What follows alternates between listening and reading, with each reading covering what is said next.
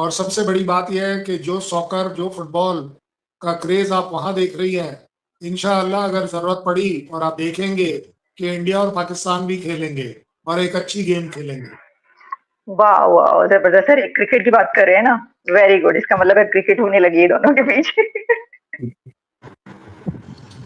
क्या क्या क्या, अपने सवाल की तरफ जाने से पहले क्या मैं इसको यस समझूं कि इंडिया और पाकिस्तान अनकरीब क्रिकेट सीरीज या कोई क्रिकेट मैच खेलने वाले हैं, कुछ ऐसा होने वाला है? मैं ये बात बड़ी जिम्मेदारी से कहूंगा कि आप मेरे वर्ड पकड़िएगा as a diplomat. I said we will also play a good game, we will play a good game with each other. That game can be political, that game can be militarily, that game can be football, that game can be cricket. और सबसे बड़ी बात, जो आवाम, आप और मैं इतने दिनों से ये गेम खेल रहे हैं आपस में एक दूसरे के साथ, इससे बड़ा कल्चरल टच नहीं हो सकता, इससे ज्यादा बड़ी बिलोंगिंगनेस नहीं हो सकती कि आप एक अलग कंट्री होते हुए भी आप मेरी लैंग्वेज समझती हैं, मैं आपकी लैंग्वेज समझता हूँ। एग्जैक्टली exactly, क्या बात है। आप वीडियो के ऊपर अपना सुझाव दे सकते हैं। आपको वीडियो किस तरह की चाहिए कमेंट बॉक्स में ज़रूर बताइए। चैनल को लाइक, शेयर और सब्सक्राइब कीजिए। बात करते हैं करण साहब। अगर मोदी साहब जो है वो इंडोनेशिया गए हुए हैं और वहां पर उनको दी हाईएस्ट अवार्ड दिया गया है इंडिया के प्राइम मिनिस्टर नरेंद्र मोदी को इंडोनेशिया में। अब वैसे तो सर वो जहां भी जाते हैं, मुझे तो याद नहीं पड़ता कि वो कौन सा कंट्री है जहां का अवार्ड उसको उनको ना मिला हो। तो क्या वो एक थर्ड टर्म भी कर रहे हैं, एक बहुत सीनियर पॉलिटिशियन है दुनिया के और दुनिया की लार्जेस्ट डेमोक्रेसी के प्राइम मिनिस्टर हैं, इस वजह से दिया जाता है? या आप लोगों के रिलेशन सबसे ऐसे हैं इस वजह से दिया जाता है ये अवार्ड उनको? हर हर जगह पे यूएई, सऊदी अरेबिया, रशिया और बस चाइना रह गया और पाकिस्तान, बाकी तो मुझे लगता है हर जगह उनको मिल गया। मानिएगा मेरी बात, एक दिन ये कंट्रीज भी रियलाइज करेंगे कि इंडिया के साथ एक अच्छा रिलेशन रखना, इंडिया को इनकरेज करना, इंडिया को अपने साथ चलाना हमेशा फायदेमंद है। दुनिया में डिप्लोमेसी में मैं बड़े सीधे शब्दों में कहूंगा, there are no permanent friends, however there are no permanent enemies also. अगर आप मोटे तौर पर देखें तो ये ईरान वही वाला ईरान है जो यूएस के बड़ा क्लोज होता था, ये वही ईरान है जो इजराइल के क्लोज होता था। अगर आप 1979 से पहले का रिलेशन देखें तो देवर द क्लोजेस्ट एलाइज, जिसको मैं कह सकता हूँ।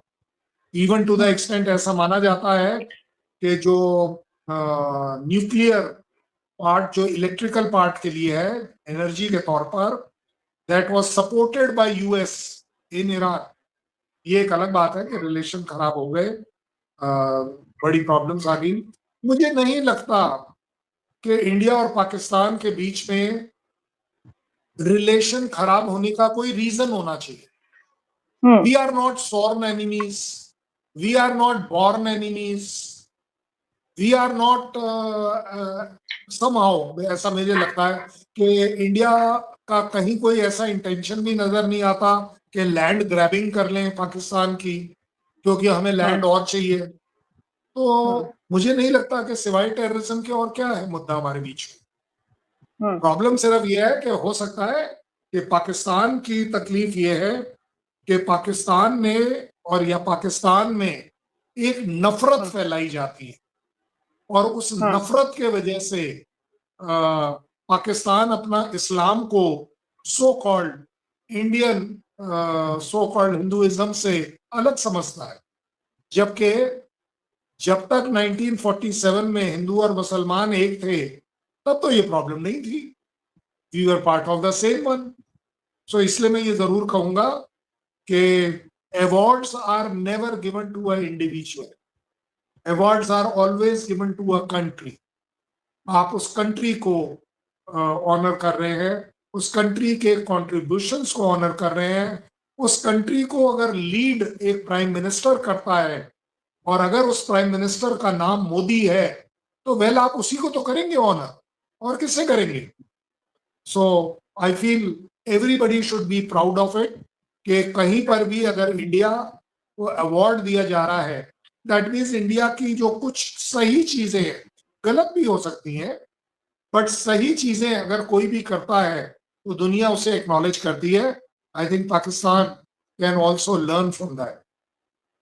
लेकिन कंसर्न जब आपने ये बात की ना, तो फिर अगर तो कंट्री को दिया जा रहा है, एक तो मैंने कहा कि भाई क्योंकि मोदी एक ऐसा लीडर है जिसको सदर ट्रम्प भी कहते हैं, हिस्टोरिक और जी बहुत कुछ कहते हैं, तो अगर ये कंट्री को दिया जा रहा है, पर्सनालिटी को नहीं, तो फिर तो कंट्री मुस्लिम कंट्री के करीब ज्यादा मुस्लिम कंट्री को होना चाहिए. जैसे पाकिस्तान ये कहता है कि मुस्लिम उम्मा, तो सऊदी अरेबिया, यूएई या इंडोनेशिया, ये पाकिस्तान के प्राइम मिनिस्टर को तो ये वाले आला सिविलियन अवार्ड या इतने ऐसे जो ऑनर है वो नहीं देते, जबकि मोदी को देते हैं.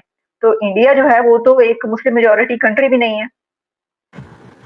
अगर उसका सीधे बात देख लें तो कम से कम आपसे ज्यादा तो मुसलमान मैं हूं, आपकी कंट्री से ज्यादा मुसलमान तो मेरे पास हैं.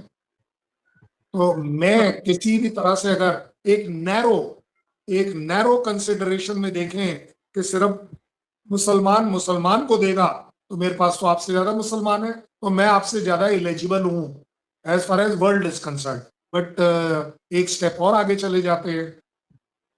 मुझे लगता है कंट्रीज जो है कहीं ना कहीं किसी ना किसी लेवल पर आकर इन चीजों को बैलेंस आउट करते हैं कि अपने आप में सिर्फ religion cannot be the criteria for award.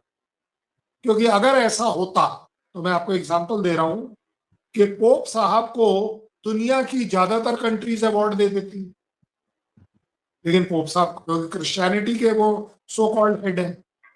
So automatically मैं आपकी बात को सो कॉल्ड न्यूट्रलाइज कर रहा हूं कि मुस्लिम कंट्रीज ये जरूर जानती हैं कि India is not anti Muslim. पहली बात. दूसरी बात, इंडिया के कैरेक्टर में आज तक कभी नहीं दिखा कि we are on a genocide on Muslim, we are on a anti Muslim theme.